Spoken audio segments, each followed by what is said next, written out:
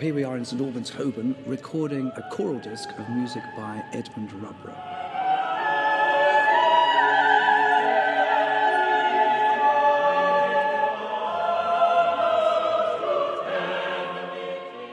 Edmund Rubbra lived through most of the 20th century, and he's a fantastic English composer that deserves to be better known, in fact.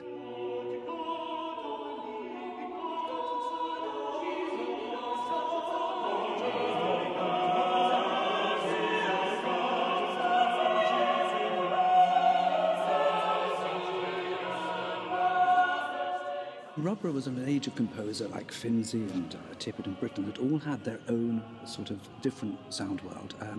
Rubbra himself was a great friend of Finzi, and you can see at times that quite sort of romantic nature coming out in the music, but in a very controlled way. I mean, his harmonic language is actually quite difficult to master. When we first started rehearsing, for instance, the Tenebrae responsories, they really are very difficult. They're very chordal. It's one of the typical composers you need to get into that harmonic sense.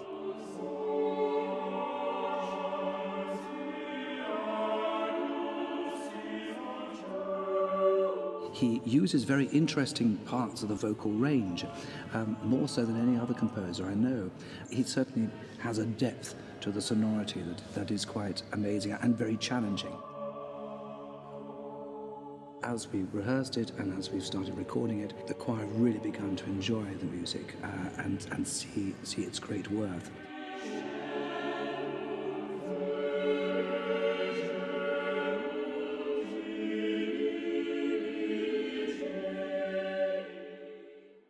The idea for it came from his son, Adrian Yardley.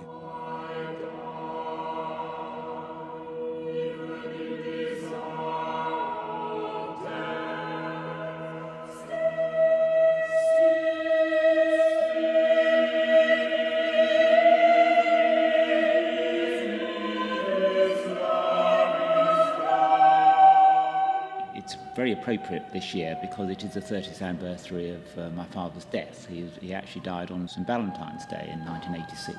I'm sure he would have been absolutely thrilled that this disc was going to come out this year. It's very emotional music, actually. He's always been regarded as a very religious and spiritual composer, which he is, and you'll hear that in these works. I mean, they have enormous and very intense spirituality.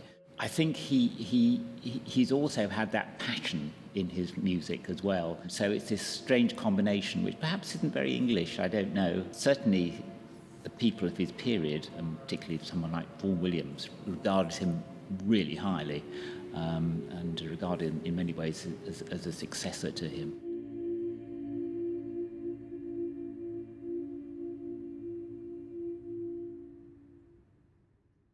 It's quite interesting to wonder why he wasn't better known as a choral composer. I think one of the simple things, of course, is that his music is difficult. It's not easy to rehearse in half an hour and produce an even song. And I think it's important for a group like the 16, to dwell on this music and actually to show how good it is. He was a part of that wonderful circle of music and musicians that was going on at the time. He was a marvelous teacher and tutor of music, and his books on counterpoint are sort of legendary. And I think there are many people who've learned from him that we're now seeing come through into the great world of music now. And so it's now up to us today to be actually showing that he is a really great composer.